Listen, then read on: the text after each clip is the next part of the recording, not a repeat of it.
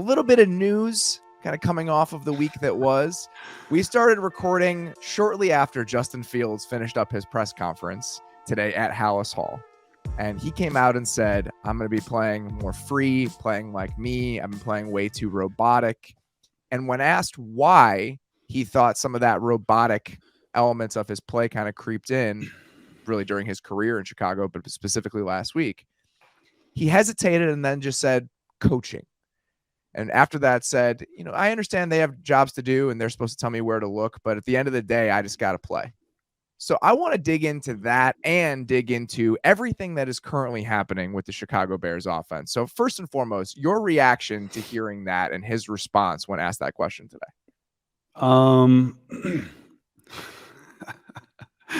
Truthful, to say the least. It was something that when I saw it, obviously it went viral on Twitter. We're recording this on a Tuesday. It's going to be talked about for the rest of the week recording this on, what day is it? Wednesday? Recording Wednesday. Yeah, we're recording on Wednesday. So it's the first media. See, I'm everywhere. Sorry, guys. First media availability for them. And honestly, it sounded like it was something he needed to get off his chest. Almost like, hey, and listen, I get it. But those conversations when you're one of 32 people in the world that does what you do, and that means quarterbacking a franchise. It's the hardest position in all of sports. I don't care what anyone says. It's not even close. There's a lot of pressure on guys to perform a certain way, a lot of weightiness, if that makes sense, to carry cities. Especially in that town, man. Franchises, especially for that town. I mean, you know, right? You're a fan. You love the team. And it's something to me that I just feel like he needed to say. And when he said it, I was watching. I was like, oh, all right. But I also sort of applaud like maybe it is coaching, because I've had coaching at some stops before where it's been over coaching. And there's a fine line especially when you're talking to a quarterback where you want him to be himself, but you also want him to play within the offense, but you also want him to do what you're telling them to on this play against cover 2 or cover 4 or man. And we can get into the game and just watching the game. I watched it a few times because I wanted to get through it, because it looked like he said he was like, it looked like he was being robotic. And that's, you can't play the game like that in this league right now at all, because for a few reasons. The main reason is that you got to be who you are. Like, that was something Andy Reid always used to tell the team in team meetings, and he was short, sweet, to the point. And it's something that I really appreciated about him was he was always honest. And he said, listen, there's going to be lines drawn on paper, and there's going to be some guys that got to run the lines on routes on paper. And there's going to be some guys that Travis Kelce, Tyreek Hill, when he was there, like, hey, here's a line. Here's what we think you should do. But like, just do what you think, because that's what makes you the player you are. And it seems to me, and I talk about this all the time, as a quarterback, you have to live in the gray. You can't, everything on Sunday isn't black and white, meaning the coaches and Luke Getsy and the quarterback coach and whoever's running that offense over there, everyone, you can't say, hey, on this play, we're going to throw it here because this guy is for sure going to be open. It's not like that. You got to use your ability, your playmaking skills, just understanding when the pocket's breaking down to get out. Like, you got to be yourself. And that is what Andy Reid always says, like, be you. That was his message. Like, be you. That's all you got to do. And Justin Fields, for the first 2 games, obviously he told it yourself. He wasn't being himself. Let's try to do some diagnostics here after you went back and rewatched the game a few times. And this is difficult to do. It's difficult to extricate whose fault is this, especially when things are going as poorly as they are.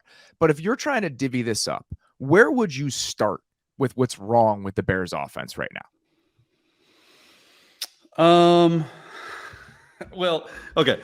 This is all Justin Fields notes, because I did this for you more than anything.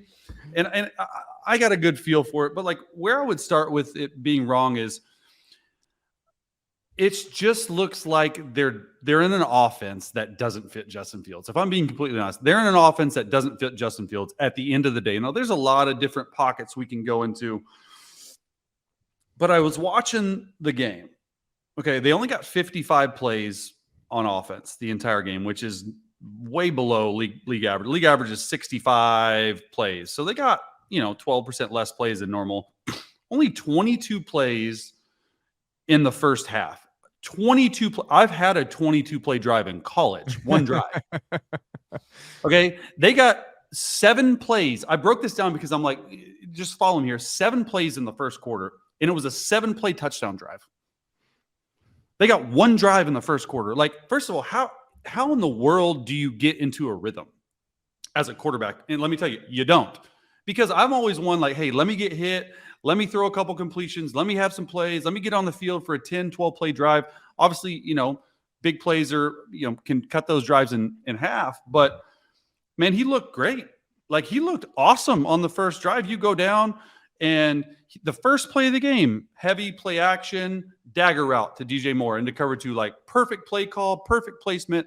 It looked like they had been, thrown to each other for 5 years. Perfect. He spins out of it. Big play. And then later in the drive, they're facing a 3rd and 3, and Tampa blitzed the crap out of them. Like, and Tampa doesn't necessarily blitz that much, but they were bringing it, and they brought a pressure that I really hadn't seen in a long time. And so, they weren't ready for it, but Justin just knew where to go with the ball, threw a little flat route to DJ Moore, and he turned it up. I'm like, just throw that guy every single time. And they ended up scoring, and he ended up carrying the ball and having a rushing touchdown, I think, on the first drive, like 7 plays. They didn't get the ball back till literally 14 minutes left in the second quarter. And so you can't get into a rhythm. And I say that because it comes back to, they're in personnel groupings that I'm just like, why aren't you in shotgun, spread it out? Like, run Miami Dolphins offense, which we'll get to later. Run the Chiefs offense, because that is who Justin Fields is. That's who he probably wants to be. And honestly, like, this press conference this morning that we were listening to, like, I'm sort of excited to see how he plays, because he's like, all right, listen, if it's coaching that I think is ruining my career, like, I ain't going to have that no more. Like, I'm going to go play and play free. And that's what makes a scary quarterback, in my opinion. Yeah, I think 16 of their 45 runs this year, like running back runs, have been under center, which doesn't make a ton of sense when you look at the quarterback skill set and what he can give you in the quarterback run game. He's only had 4 or 5 design runs the entire season after what they did last year in the quarterback run game, which I'm curious how much of this is them saying, we want to see if he can sink or swim in a quote unquote more normal traditional offense. Why would you say that? But why? I don't think there's any validity to that, but that's what it feels like, because they're going so far away from what was working for them in the second half of last year and seemingly kicking back into what they did over the first 4 or 5 games when things looked like a disaster. And beyond the quarterback run game, I'm curious, when you watch them, it's difficult for me to pin down, but just the way progressions work in that offense and all of the pure progression stuff he needs to do, they're asking him to do so much above the neck in that offense, when in reality, it just feels like they should be tightening and narrowing the scope that he has to play in instead of widening it. But at the same time, they've thrown the ball short of the sticks more than any team in the NFL this year. So they're asking him to not do a lot in some circumstances, but then asking him to do everything you ask high-level quarterbacks to do in other circumstances. I just don't know how all the pieces are supposed to fit together when you watch the offense as one cohesive thing. Yeah, I mean, I would agree a little bit that they're probably having them do some stuff, but I'm watching the game, and it's not from an NFL quarterback perspective who's been in multiple offenses through 14 years. It doesn't look like a difficult offense, and one that he's not controlling all the protections. He's not doing it. Like, I feel like they're almost trying to make it a little bit easier on him, actually. Okay. In terms of just, and the biggest thing to me was like, he's not getting through progressions. And anytime that you just look at one and then hold the ball and rarely get to 2, like, you're going to have a lot of sacks. And he's got the most sacks since, not even close, since 2021, that he's held the ball for for 4+ seconds. Okay, 4 seconds to throw a football as an NFL quarterback is an eternity. And I thought, and I, he took how many sacks? He took 6 sacks in 55 plays. And maybe one of those sacks was on the O-line. I mean, I thought the O-line actually played pretty well. Run game was struggling getting going because of stuff they were doing up front with Tampa, but I thought that they played really well up front. And so that's just me like, hey, like, bro, if you're only going to get through one progression, don't just stand back there in the pocket and run around, like just take off. And it's much easier said here than on the field because you don't know what's being coached and you don't know what's being told to that young man. And so I sort of feel him, and I sort of feel like he's gonna, I mean, it reminds me, I mean, you hit it right on. Like, it reminds me of early in the year last year of their offense. Like, they're trying to be somebody they're not, and then they finally open it up. And yeah, everyone knows the QB run game, but I feel like he just played better overall in the game, moving faster, quick hitters. And it comes down to me that game against New England, because I was on Monday night game day final on NFL Network. And I'm sitting there watching the game, and I'm thinking, just like probably everyone in America, like, oh, man, the Patriots are going to just smack them. And then he comes out, and it's completely different offense in terms of, like, running the ball, screen, draw. He's running around. Like, to me, that was the big, like, hey, this is what the offense is going to be moving forward. Like, my question, and who knows, like, why didn't they start it off this year in that? Because he's been in that offense. Like, it doesn't look like they're clicking at all right now. When you watch somebody who's not trusting the things that he's seeing, he's not letting things loose. He's not playing free in the way that you'd want him to. If you're in that quarterback room, if you're a quarterback coach, what advice is there for somebody that's in that state right now? Because you watch some of those stretches, the play that everyone's seen a bunch of times right now, I'm sure on the football internet. He has Rashawn Johnson coming up the seam. He has 2 guys wide open. He doesn't throw it to either of them. He eats a terrible sack. 2 plays later, he eats arguably an even worse sack to potentially push them out of field goal range, where he's just frozen in the pocket. So how does that get fixed? How does that get better? Because it almost feels like if you're doing more coaching, potentially you're making it worse based on what Justin Fields just said and everything that we've seen so far. Yeah, the sequence you're talking about, and I have it written down: play 19, play 20, play 21, and play 22 might have been the worst 4 stretch plays I've seen in a while from a quarterback, where on play 19, there's a wide open dagger, just doesn't get through it. He doesn't get through his progression. It's number 2 in his progression, doesn't get through it. Play 20, obviously the seam, it's like a little all-go special that's wide open. And I will come to his defense there, because I've been in that situation on the exact same play.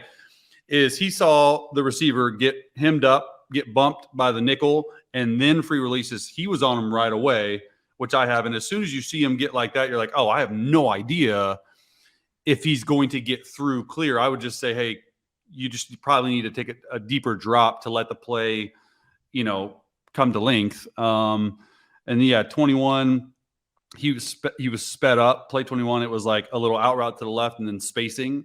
He had a guy over the ball, wide open. And then play 22 was obviously the strip sack.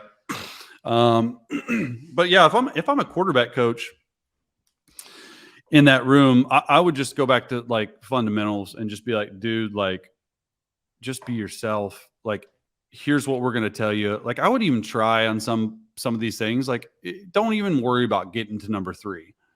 Like just, you got to be able to see. It's almost like was it Sam Darnold on Monday Night Football that said, man, I'm seeing ghosts. Mm-hmm. Right. It was him. And that was like and I'm not saying that that's what Justin is. I'm just saying whatever they're doing in the offense, it just doesn't look like there's a knowledge of the offense there that maybe should be, or maybe it's not getting coached right. Right. It's like one of 2 things. Like, what is it?